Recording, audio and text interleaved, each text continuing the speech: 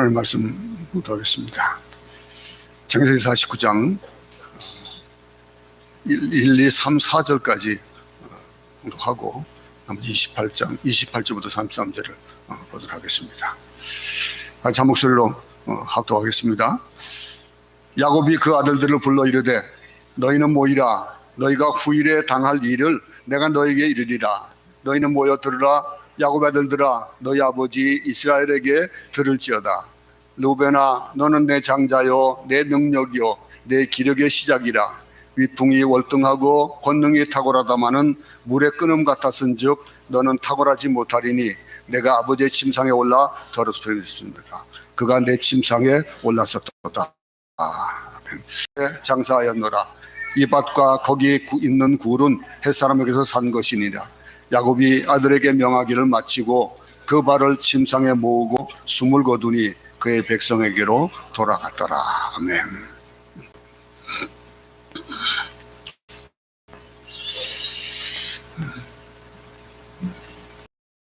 남겨놨습니다. 다음 주일이면은 이제 끝나게 되는데 오늘 이 야곱의 이야기도 이제 오늘로서 야곱이 되어지는 것들, 야곱의 이 마지막을 우리가 보게 됩니다. 근데 야곱의 생애, 그 생애를 보게 되면은 그가 고백한 것처럼 정말로 야곱 정말 그 사람 참 험악한 세월을 살았어 라고 우리도 인정할 만한 그런 내용들이거든요. 근데 그가 고백한 것처럼 그는 나그네 삶이었습니다. 나그네 삶이었고 험악한 인생이었다. 그렇게 고백을 하고 있습니다. 나그네는 뭡니까? 트내기입니다. 나그네는 이 저 집을 돌아다니는 사람을 얘기하기도 하고 또 정처 없이 다니는 사람이 나그네입니다.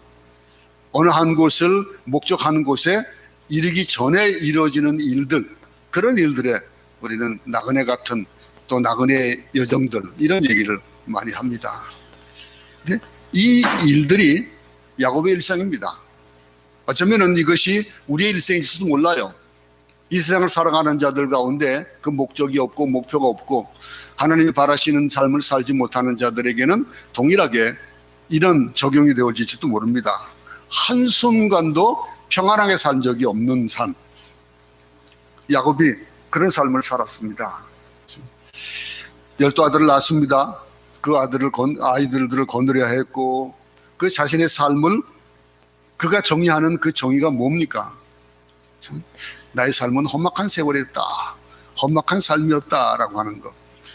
그가 바로 앞에서 고백하는 그의 고백을 들어볼 때에 어쩌면 우리의 삶 자체를 돌아볼 때도 우리도 그런 삶을 살아왔던 분들도 있을 것이고 어쩌면 그 삶을 지금도 그렇게 살고 있는 사람이 없지 않아 있을 수 있습니다. 야곱은 참 산전수전을 다 겪은 사람이에요. 요즘 산전수전 공정까지 겪는다라고 하는 얘기까지 한 우스갯소리가 있는데 어쨌든 못 견딜 일을 많이 겪고 못 볼 일을 많이 보고 살아왔다. 그런 인생이었습니다. 누구나 다 마찬가지죠. 여러분들은 아직 젊은 분도 있고 좀 나이가 좀 든 분도 있고 그러기도 합니다만서도 어쨌든 자기의 삶을 돌이켜보면은 지나온 세월들 30년, 40년, 50년, 60년, 70년을 살아왔던 그 뒤를 돌아보면은 발자국이 있기 마련이에요. 눈을 지나온 사람이 발자국이 있기 마련이거든요. 근데 그 발자국을 어떻게 걸었냐라고 하는 것들은 분명하게 나타납니다. 분명하게 나타나고 그것을 일컬어서 그 사람이 잘 살았다, 못 살았다고 하는 것들은 그 결론을 보면서 알 수 있는데 그 결론들이 토용되어지는 것들이 그 결과가 참 여러 가지 방법으로 나타나는데 그 중에서 우리가 쉽게 볼 수 있는 것들이 자녀를 통해서 보게 됩니다. 그 자녀가 어떤 삶을 사느냐에 따라 가지고 그 부모가 정말로 존중받을 수도 있고 존경받을 수도 있고 그렇지 않고 그 자녀가 잘못 살면은 그 부모가 아무리 잘 살았어도 그것에 대해서 부정적인 그런 결과를 받을 수가 있는 겁니다. 참 야곱이 못 견딜 만한 일들을 많이 겪고 살아왔는데 그 삶의 여정들을 보면은 다 어떡합니까? 좀 이따가 이 자녀들 축복할 때도 얘기하겠습니다만서도 자기가 저질렀던 일에 대한 결과들을 받는 거예요. 우리가 받는 결과들이 다 그렇습니다. 그런데 그가 행한 일을 보면은 그러한 결과를 맞이할 수밖에 없다라고 얘기할 수 있겠지만은, 그런데 하나님이 이 야곱을 바라볼 때는 그러지 않았어요. 그 일생을 그렇게 험악한 생을 살았으니 험악한 결과가 있게 되어져야 되는데 그렇게 결과를 만들지 않으셨다라고 하는 거예요. 간섭하시고 은혜 베풀어 주시고 조건 없는 사랑과 은혜를 주셨다는 거예요. 이 야곱을 보면서 우리는 참 어쩌면 저럴 수 있을까, 참 하나님은 참 속도 깊으시다라고 하는 그런 일들을 우리가 아마 그냥 느끼고 지나왔을 거예요. 근데 그런 그가 하나님께서 은혜를 베푸셔가지고 누구를 만납니까? 아들을 만납니다. 죽은 줄 알았던 그 아들을 만났습니다. 요셉을 만나게 하시는 거예요. 하나님은 그를 위로하고 회복시켜 주시는 것. 여러분, 지금 그 슬픈 인생, 험한 인생이 기쁜 인생, 축복의 인생으로 바뀌어지는 그 일들을 우리가 보면서 야곱의 이제 마지막을 봅니다. 그런데 야곱이 오늘 이 본문에 나오는 이때는 130세 때의 일입니다. 130세 때의 일이고, 야곱이 죽은 그 연수가 147살을 살았거든요. 그러면 이 일 이후에 17년을 더 살았다는 얘기예요. 그죠? 그리고 우리가 마지막 절에 보면은 33절에서 숨을 거두는 그때가 147세 때의 이야기예요. 그러니 이 삶을 살아오면서 그 말년을 보면은 어떤 삶이었을까요?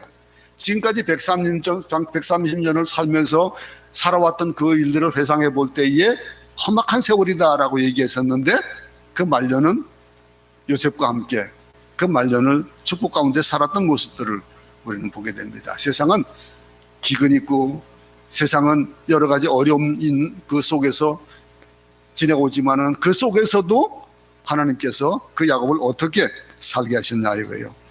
젊어서 그런 고생을 했어도 말년에는 좀 잘 살아야 되지 않겠어요?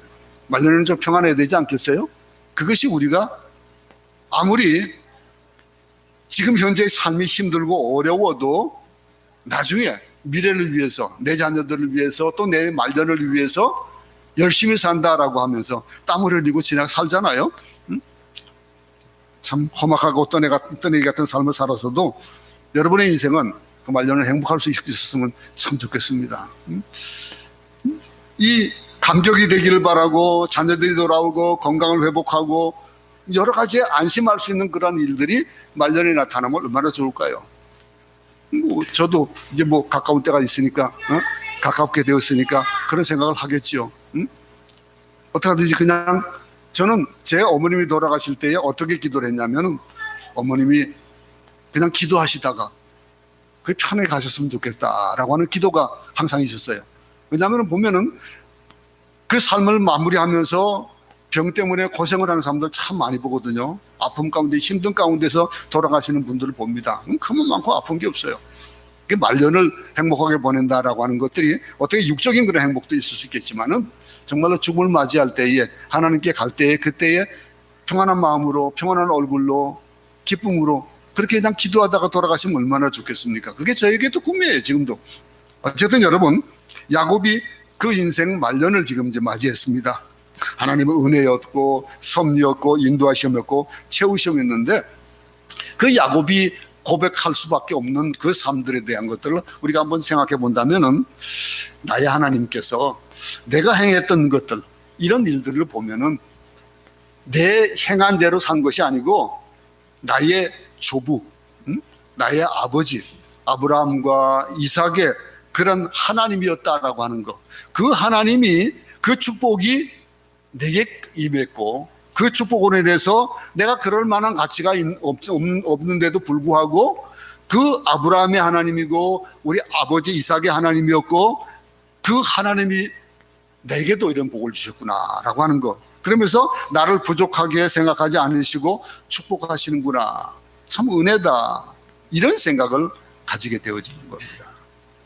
하나님이 야곱에게 주셨던 복이 뭡니까? 그게 아브라함에게 주셨던 복이에요. 아브라함에게 주셨던 게 뭡니까? 생육하고 번성하고 땅에 충만하라, 너의 자녀들이 이 땅에서 번성하게 될 것이다라고 하는 것이 아담에게서부터 흘러내려온 그 계보에 대한 것들, 아브라함을 통해서 이삭을 통해서 이루어지는 것들이에요.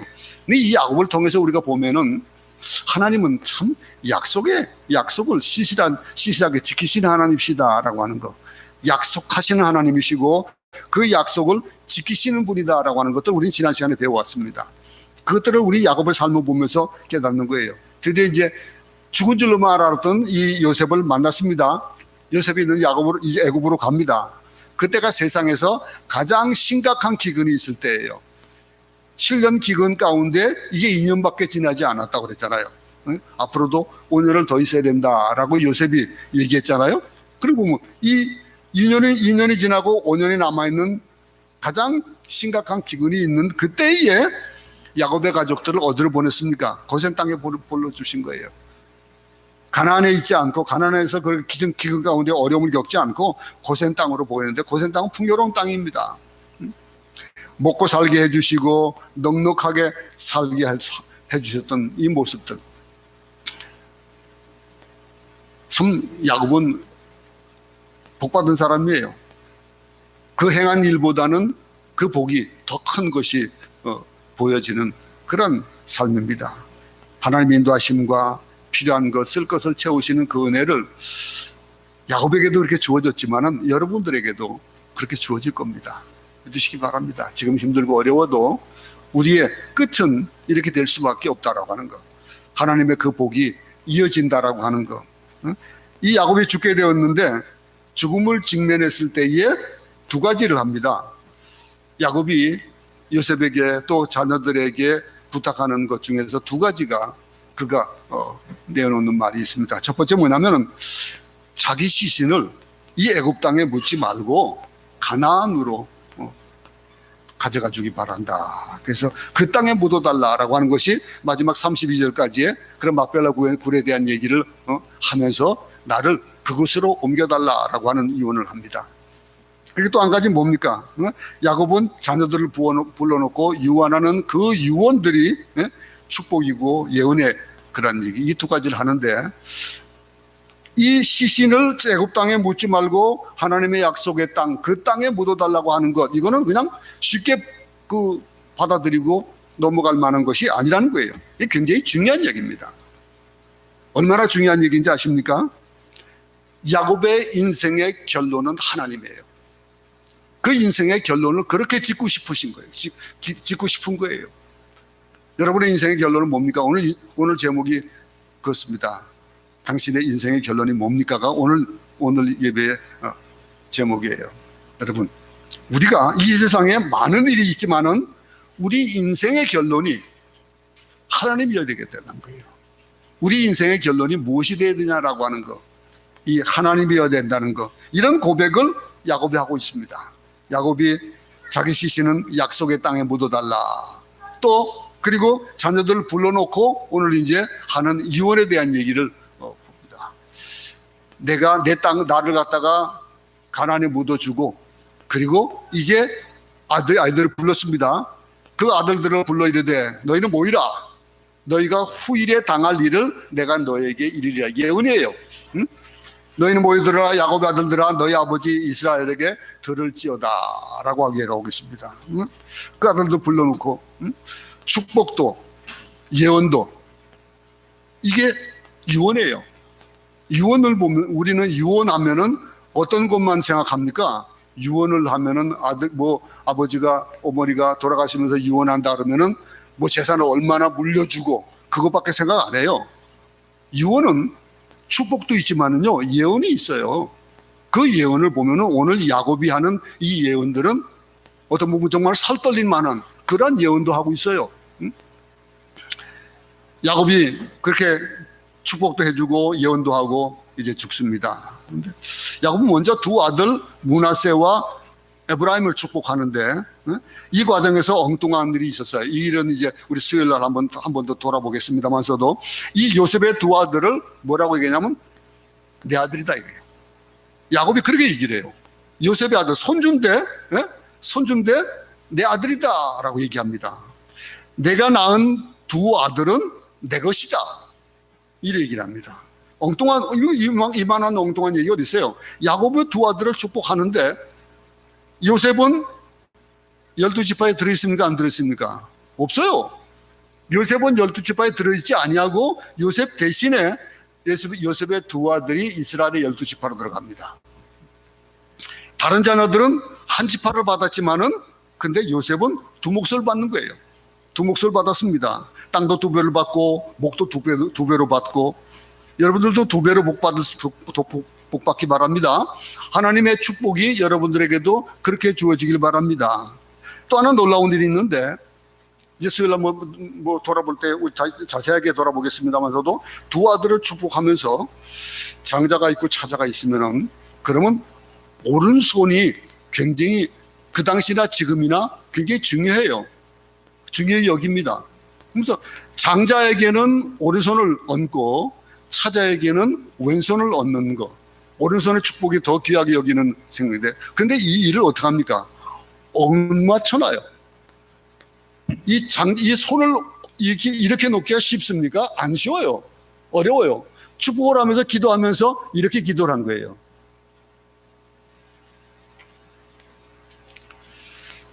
어긋나게 해가지고 오른손을 작은 아들에게 하고 왼손을 큰 아들에게 하고 그렇게 축복을 합니다. 근데 이 요셉이 보니까 아버지 그 오른손에 있는 아이는 작은 아이예요. 왼손의 아이가 큰 아이예요. 그러니까 나도 안다 하고 하면서 그렇게 엄마가 쳐서 그 축복을 하는데, 여기서 우리가 생각해 보면 그냥 하나님 나라는 그런 것이구나 하고 생각해 볼 수 있는 거예요. 뭐냐면은 이스라엘에게 있어서 그들은 자기들은 선민의시라고 생각합니다. 이스라엘이 장자예요. 그런데 이스라엘에게 축복하는 것보다도 우리 이방인들에게 축복하는 그 축복이 어쩌면 더 큰 축복인지도 몰라요. 이게 지워질 수 않는 거. 하나님 나라는 그런 것에 있는 것이 아니에요. 큰 아들 작은 아들을 구분하지 않는다는 거예요. 먼저 믿은 자 나중 믿은 자를 구분하지 않는다는 거예요. 목사와 평신도를 구분하지 않는다는 거예요. 장로와 권사를 구분하지 않는다는 거예요. 참 이런 것들, 이 놀라운 법칙, 세상의 법칙은 큰 아들이에요. 세상의 법칙은 작은 아들 이 구분하는 것이지만은 그렇지 않은 거예요. 유대인이나 이방인이나 그리스도 안에서는 동일하다라고 하는 것들, 이거를 우리가 또 볼 수 있겠다라고 하는 것을 적용해 볼 수 있습니다. 그런 후에 이제 아들들을 불러 온 거예요. 오늘 본문의 1절과 2절입니다. 그 아들들을 불러서 너희는 뭐이라? 너희가 후일에 당할 일을 내가 너에게 얘기하겠다. 예언하겠다는 거예요. 또 한 가지 개념이 뭡니까? 이 축복이 전승되어지는 겁니다. 믿음은 전승되는 거예요. 여러분, 왜 축복이 대대로 이어진다라고 하는 얘기를 합니까? 저주가 왜 대대로 이어진다라고 합니까? 이 믿음이 전승되는 것, 자기 혼자 믿는 것이 아니에요. 우리가 믿는 것들이, 내가 행한 것들이 그 결과로 내 자녀들에게 돌아가는 거예요. 그리고 나라에 빚이 많아진다라고 하는 거. 지금 당대에는 받기 위해서 좋은 것을 많이 받을수록 좋겠지요. 근데 그것이 빚으로 되어진다면은 우리 후손들은 어떻게 삽니까? 우리 후손들은 더 팍팍하게 살 수밖에 없는 거예요. 그런데 우리가 좋은 것을 이뤄놓고 그것을 많이 해서 그것을 물려줄 수 있다면 얼마나 좋을까요? 우리 축복이 그런 거예요. 그게 믿음이에요. 믿음. 저주가 3사되면은 축복은 수천대 이르는 거예요. 하나님 안에 있는 믿음은 전승되는 겁니다. 할아버지에서 믿음의 아버지로, 아버지에서 아들에게로 전승되어지는 이 복. 아마 여러분들 귀가 막 닳도록 들어서 아마 잘 알고 있을 거예요. 우리가 복을 전수해 줘야 되겠다라고 하는 거. 그러다 보니까 내가 하지 못한 것들을 아이들에게 시키는데 그런 일들이 어쩌면 그것이 그 아이들에게는 짐이 될 수가 있잖아요. 그렇게 하면 안 되겠다는 거예요. 우리가 줘야 될 것은 믿음입니다. 여러분, 우리 자녀들하고의 문제가 어떤 문제가 있습니까? 요즘 자녀들과의 문제를 얘기할 때에 그때에 부모님과 문제를 두 가지를 얘기합니다. 첫 번째는 뭐라고 얘기하냐면은 세대 간의 격차를 얘기해요. 격차가 느껴져요. 저와 제 아들과의 그 관계, 또 아들과 또 자기 자녀들. 아마 여러분들은 내 자녀들하고 나는 개입이 없어 그럴지 모르지만은 아니요. 1, 2년도 개입이 있더라고요. 3, 4년도 개입이 있고요. 근데 그 세대가 있는 거예요. 차이가 있는 거예요. 근데 우리가 보통 보면은 제 세대는 전쟁 세대입니다. 전후 바로에 그냥 바로 전 태어난 세대이기 때문에 6.25에 대한 피해를 몸으로 직접 겪고 살았던 세대예요. 근데 여러분 모르잖아요. 그죠? 근데 이런 세대들, 우리 얘기하는 거는 뭐 일제시대를 얘기하고 전쟁 시대를 얘기하고 아이들이 공감 안 합니다. 공감 안 하니까 어떻게 보면 대화가 안 되는 거예요. 세대 간의 격차가 있는 거예요. 그 격차가 너무 심하니까 말을 끊어버리는 거예요. 딱 그냥 닫아버리고 서로 소통을 안 하는 거예요. 얘기를 하면은 그냥 들으려고 그러지 않고, 근데 전해주고는 싶어 하고. 또 한 가지는요, 문화적인 차이가 있다고 그러는 거예요. 아이들이 얘기하는 것이 세대 차이와 문화 차이를 얘기합니다. 문화 다르죠. 엄연하게 다르죠.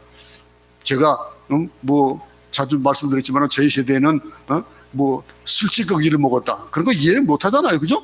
그런데 그런 것들이 사실은 그 당시에는 문화였어요. 먹을 것이 없어가지고 산에 있는 그 소나무 저기를 껍질 벗겨가지고 그저 먹던 그런 때가 있었어요. 전쟁 후에는. 근데 그런 것들은 여러분들 모르거든요. 그런데 이런 것들, 세대와 문화가 있는 이 문화의 차이에 대한 것들도 사실은 굉장히 심하거든요. 저는 그래도 어떻게 하든지 그냥 문화 차이를 극복하고 싶어가지고, 그래가지고서는 뭐 공부를 많이 합니다. 공부를 많이 하는데, 그래도 차이가 나는 거예요. 그런데요, 세계에서 세대 차이가 가장 안 나는 나라가 있어요. 어딘지 알아요? 세대 차이가 없는 나라? 이스라엘이에요. 이스라엘에 세대 차이가 없어요. 왜 그런지 아세요? 그들은요, 세대 차이와 문화 차이가 없는 그런 지구상의 유일한 민족이 유대인들이거든요. 그들은요, 나라를 잃고 흩어졌습니다. 흩어져가지고 그들이 지켰던 것이 뭐냐면은 자녀들에게 심화 교육을 시켰어요. 율법 교육을 시키는 거예요. 그래서 그 삶 자체에서 율법에 그저 그들에게 배어 있도록 만드는 거예요. 그러다 보니까 어떻게 됩니까?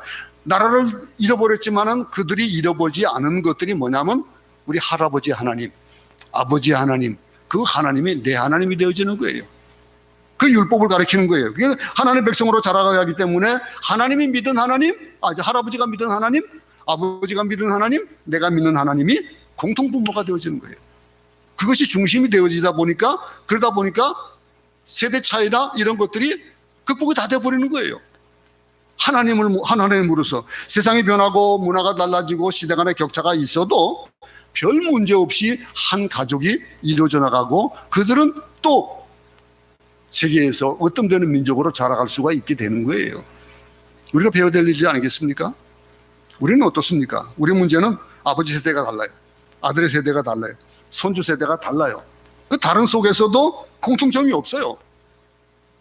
심지어 저희 가정 같은 경우에는 저희도 이제 외국으로 나와서 아이들이 외국에서 공부했습니다. 그러다 보니까 외국에서 공부하니까 이 필리핀에서 와가지고 있을 때에 필리핀에서 문화 충격을 한번 겪었어요.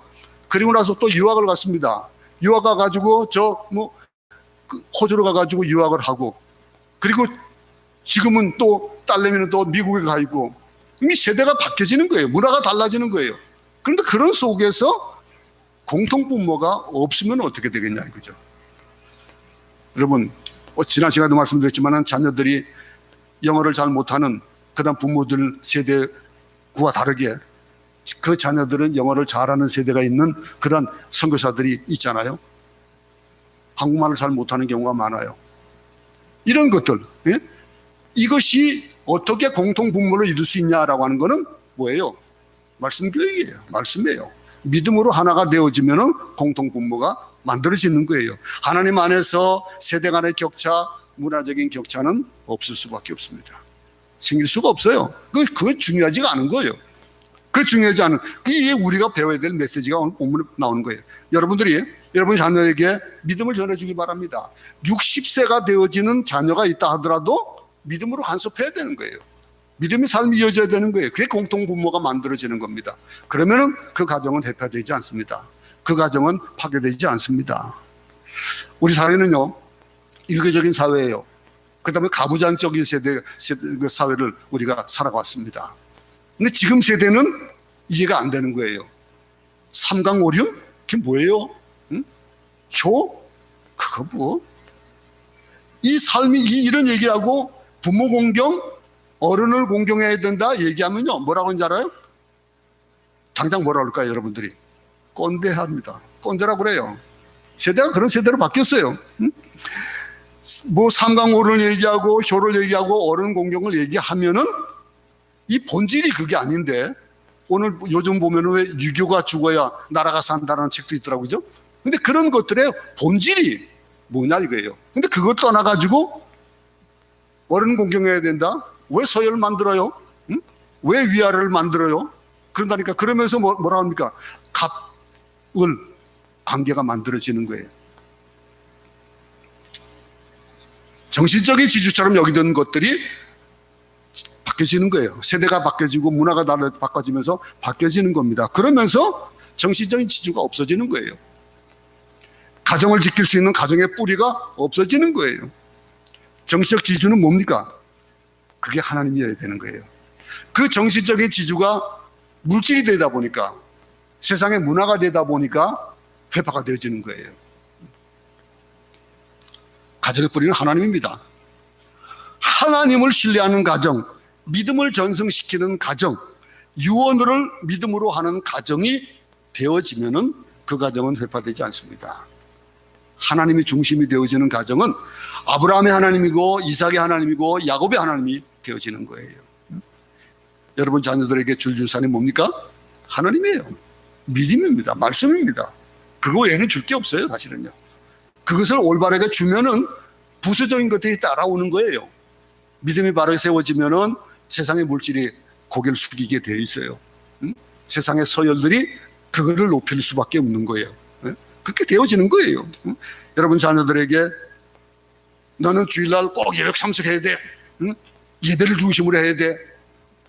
너는 가정 예배를 중심으로 하는 사람 살아야 돼. 라고 해야 된다는 거예요. 그게 하나님이 중심이고 말씀이 중심이 되어지는 거예요. 내가 그렇게 살지 못하니까 그렇게 말을 못하잖아요.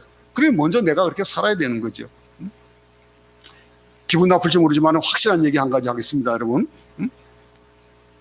여러분 반드시 죽습니다. 그렇죠? 인정하죠? 반드시 죽습니다. 언젠가 죽어야 됩니다. 어떻게 죽어야 됩니까? 그 죽음에 대해서 뭘 남기고 죽겠느냐라고 하는 거예요. 사업? 명예? 그런 거 남기고 죽어보세요. 아무짝에 쓸모없는 거예요. 그걸로 아이들이 자란 것이 아니거든요. 아이들이 자라나는 건 뭐 때문에 자라는 것 같아요? 여러분들이 자녀들 잘 교육시켜서 자라는 것 같아요? 아니요, 하나님이 하시는 거예요. 여러분들이 하나님과 함께 임으로 말미암아서 하나님이 여러분과 함께 있으니까 그 자녀들과도 함께 있는 거예요. 하나님이 줘야 되는 거예요. 하나님이 줘야 되는 거, 믿음을 줘야 되고 말씀을 줘야 되고 그 유언이 하나님이 되어야 된다라고 하는 거예요. 오늘 야곱의 유언 속에서 우리는 그걸 발견할 수 있어야 되는 겁니다. 이 야곱이 자기 12아들들에게 축복했습니다. 어떻게 축복했습니까? 몇 가정들, 몇 아이들을 선별해서 한번 보도록 하겠습니다. 3절과 4절입니다. 루벤아, 너는 내 장자요, 내 능력이요, 내 기력의 시작이라. 위풍이 월등하고 권능이 탁월하다마는 물의 끓음 같았은즉 너는 탁월하지 못하리니 내가 아버지의 침상에 올라 더럽혔음이로다. 그가 내 침상에 올랐었도다. 참 불행한 큰아들 루벤을 봅니다. 장자의 자격을 박탈당했어요. 아버지 야곱의 침상을 더럽혔기 때문입니다. 아버지 부인을 범했기 때문에 큰아들로서 위상을 잃었어요. 5절부터 7절입니다. 하지 말지어다. 내 영광아, 그들의 집회에 참여하지 말지어다. 그들이 그들의 분노대로 사람을 죽이고 그들의 혈기대로 소의 발목의 힘줄을 끊었음이로다. 그 노여움이 혹독하니 저주를 받을 것이요 분기가 맹렬하니 저주를 받을 것이라. 내가 그들을 야곱 중에서 나누며 이스라엘 중에서 흩으리로다. 시므온과 레이는 야곱의 딸 디나가 밖에 나갔다가 강간당했습니다. 그랬을 때에 분노와 복수심으로 가득 차가지고 사람을 죽이고 짐승을 죽이고 다 죽였어요. 다 죽여버렸습니다. 그래서 저주를 받는 거예요. 저주를 받고 심는 대로 거두는 거예요. 지금 여러분 이 12자녀들을 축복하는 이 축복 속에서도 우리가 그걸 읽을 수 있기 바랍니다. 그것에 일들이 어디에서부터 이루어져 있냐 이거예요. 자기 자식의 운명을 이야기할 때 야곱의 마음이 아플 수밖에 없었던 것, 그건 사실이에요. 그가 또 그렇게 살아왔던 그 영향 때문에 자녀들이 그렇게 됐으니까. 유다 보세요. 그 다음에 이 야곱의 자식 가운데 기억해야 될 사람 한번 유다를 보겠습니다. 메시아를 태어나게 했던 유다거든요. 근데 8절부터 12절을 보겠습니다. 이건 좀 깁니다. 유다를 향해서 했던 그런 그 예언은 깁니다. 자, 읽어보겠습니다. 시작. 유다야, 너는 내 형제의 찬송이 될지라. 내 손이 내 원수의 목을 잡을 것이요 내 아버지의 아들들이 내 앞에 절하리로다. 유다는 사자 새끼로다. 내 아들아, 너는 움킨 것을 찢고 올라갔도다. 그가 엎드리고 웅크림이 수사자 같고 암사자 같으니 누가 그를 범할 수 있으랴. 규가 유다를 떠나지 아니하며 통치자의 지팡이가 그 발 사이에서 떠나지 아니하기를 실로가 오시기까지 이르리니 그에게 모든 백성이 복종하리로다. 그의 나귀를 포도나무에 매며 그의 암나귀 새끼를 아름다운 포도나무에 맬 것이며 또 그 옷을 포도주에 빨며 그의 복장을 포도즙에 빨리로다. 그의 눈은 포도주로 인하여 붉겠고 그의 이는 우유로 말미암아 희리로다. 불행한 르우벤의 장자권은 이제 동생들에게 돌아갑니다.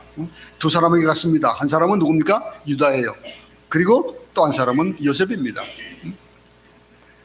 유다는 비록 부족하여 실수도 많이 한 사람이지만은 그는 지도력이 있고 강한 지파로 자라게 된다라고 하는 예언을 오늘 지금 하고 있습니다. 그리고 그 홀이 유다를 떠나지 않을 것이다라고 하는 것. 메시아를 잉태하는 지파로 기름 부음 받고, 참 감격스러운 얘기예요. 이 축복의 예언이에요. 근데 이후에 또 13절부터 쭉 보면은 여러 지파들의 이제 그 얘기들이 쭉 나옵니다. 우리가 근데 관심을 둬야 될 지파가 있습니다. 그 22절로 우리 뛰어넘어가고 있습니다. 22절부터 26절에 요셉의 가족에 대해서 이제 예언이 나옵니다. 읽어보겠습니다. 시작. 요셉은 무성한 가지 곧 샘 곁에 무성한 가지라. 그 가지가 담을 넘었도다. 활쏘는 자가 그를 학대하며 적개심을 가지고 그를 쏘았으나 요셉의 활은 도리어 굳세며 그의 팔은 힘이 있으니 이는 야곱의 전능자 안석인 목자의 손을 힘입음이라. 내 아버지 하나님께로 말미암나니 그가 너를 도우실 것이요 전능자로 말미암나니 그가 내게 복을 주실 하늘의 복과 아래로 깊은 샘의 복과 젖먹이는 복과 태의 복이리로다. 내 아버지의 축복이 내 선조의 축복보다 나아서 영원한 산이 한없음 같이 이 축복이 요셉의 머리로 돌아오며 그 형제 중 뛰어난 자의 정수리로 돌아오리로다. 유다 이런 축복을 여러분도 모두 받기 바랍니다. 이런 축복들이 그리스도 안에서 들에게 주어졌다라고 하는 것, 이걸 믿을 수 있기 바랍니다. 이 복이 요셉에게만, 유다에게만 주어진 것이 아니고 오늘을 살아가는 우리에게도 똑같이 주어지는 복이에요. 하나님의 자녀들에게 주어지는 복입니다. 이 축복들이 여러분들의 축복이 되어지고, 근데 우리가 구원받았다는 사실, 그 사실, 근데 그 구원받았다는 그 사실과 상급에 대한 얘기가 다릅니다. 구원받았다라고 하는 건 상급, 뿌리는 대로 거둔다는 거예요. 당연한 겁니다. 제 아내가 서울, 이제 한국에서 부추씨를 가져왔습니다. 심어놨습니다. 근데 그게 오래 걸린대요. 네? 오래 걸리는데 이제 조금 있으면 싹이 나겠죠. 거름도 사다가 해가지고 화분에다 만들어서 거기다 심었습니다. 근데 지금까지 우리가 가지고 있었던 그 부추가 굉장히 오래된 부추예요. 거의 한 6, 7년 이상 됐지 싶어요. 그 뿌리 하나 얻어다가 심었던 것이 그게 매번 이게 잘라서 먹었었거든요. 근데 이 부추는 아마 한국에서 가져온 부추니까 더 맛있을 것 같아요. 근데 그것이 자라기를 기다려야 돼요. 근데 그거를 뭘 뿌립니까? 뿌리는 것에 따라가지고 나게 되어 있어요. 좋은 씨를 뿌렸다면은 그게 싹이 날 것이고, 그 씨 자체가 불량이었다면은 안 자랄 것이고, 그럽니다. 그런데 보세요. 믿음은 어떨까요? 믿음으로 말미암아라는 단어를 한번 생각해 볼 수 있기 바랍니다. 요셉을 축복하면서 하나의 원칙이 있었습니다. 그게 28절입니다. 28절을 보겠습니다. 이들은 이스라엘의 12지파라. 이와 같이 그들의 아버지가 그들에게 말하고 그들에게 축복하였으니 곧 그들 각 사람의 분량대로 축복하였더라. 분량대로 축복했다 그랬습니다. 하나님께서 복을 편파적으로 주시는 것이 아닙니다. 복을 받을 만한 그릇대로 주신다라고 하는 거예요. 분량대로 주시는 거예요. 그러면 한번 질문해 볼 수 있겠죠? 내 분량은 어떨까? 내 그릇은 얼마일까? 생각해 볼 수 있기 바랍니다. 내가 심은 대로입니다. 복 받을 만한 그릇대로 주신다라고 하는 거. 근데 사람들은요, 그걸 생각하지 못하고 복만 생각합니다. 그 결과만 따지고 보면서 왜 이런 편파적인 것이냐라고 얘기합니다. 하나님 어떤 사람은 복을 주고 어떤 사람은 복을 안 주냐라고 하는 거. 나는 왜 조금 주고 저 사람 많이 줍니까? 라고 하는 거. 한번 생각해 보시기 바랍니다. 그 각자의 믿음의 분량대로 복을 주신다라고 하는 것들이 우리의 삶 가운데서 어떤 기준점이 되어야 됩니다. 그것이 정립이 되어 있어야 우리가 감사가 우러나올 거 있고 우리가 기도를 더 해야 될 것이다 라고 하는 것, 우리가 어떻게 살아야 될 것인가 하는 것을 다시 다짐해 볼 수 있다고 하는 거예요. 축복의 그릇이 되기를 바랍니다. 믿음의 분량의 그릇이 크게 바랍니다. 하나님이 주시는 은총을 하나도 잊어버리지 없이 다 누릴 수 있는 그런 복을 받을 수 있기 바랍니다. 그러기 위해서 여러분들의 그릇이 크기 바랍니다. 그 큰 그릇에 가득 담는 그런 복이 여러분에게 있기 바랍니다. 심는 대로 거둔다. 믿음의 분량대로 복을 받는다라고 합니다. 여러분, 이렇게 그는 축복을 하고 그리고 눈을 감습니다. 33절입니다. 마지막 절 보겠습니다. 한 목소리로 크게 합독하겠습니다. 시작. 야곱이 아들에게 명하기를 마치고 그 발을 침상에 모으고 숨을 거두니 그의 백성에게로 돌아갔더라. 야곱은 죽었습니다. 그러나 야곱은 죽은 것이 아닙니다. 죽은 것이 아니고 그리스도인에게서 이 삶과 죽음은 동일한 거예요. 우리는 그런 개념이 있길 바랍니다. 삶이 따로 있고 죽음이 따로 있지 않다라고 하는 것. 우리는 이 세상을 살아가는 나그네 삶이기 때문에 이 세상에 이 죽음이라는 것도 한 과정이고 우리가 이어져 가는 것은 새로운 생명이에요. 영생에 대한 것들을 우리는 바라보는 거예요. 그리스도인으로서 이 땅과 저 땅이 따로 있는 것이 아니라 이 땅에 살면서도 새하늘과 새 땅을 우리의 가슴에 품고 살아가는 사람들이라고 하는 것. 그게 믿음의 사람입니다. 여러분들은 그런 믿음의 사람이라면 우리는 새하늘과 새 땅을 고대하면서 이 땅에서도 그 새하늘과 새 땅을 누리며 살아갈 수 있다고 하는 거예요. 여러분들 죽음을 두려워하지 않기 바랍니다. 죽음을 영혼을 여는 문이기 때문에 그렇다. 어떤 신학자가 그런 얘기를 했습니다. 죽음은 영혼을 여는 문이기 때문에 우리가 두려워할 수 없다라고 하는 거예요. 죽음과 삶은 하나입니다. 그래서 우리 이 세상에 살면서 죽은 사람처럼 살아야 된다라고 하는 거. 갈라디아 2장 22절 우리 알잖아. 이제는 내가 산 것이 아니고 어떠라고요? 내 안에 계신 그리스도께서 사신 것이다 그랬습니다. 사나 죽으나 우리는 누구 것이라고요? 주의 것이다 라고 하는 거예요. 이런 개념을 가질 수 있기 바랍니다.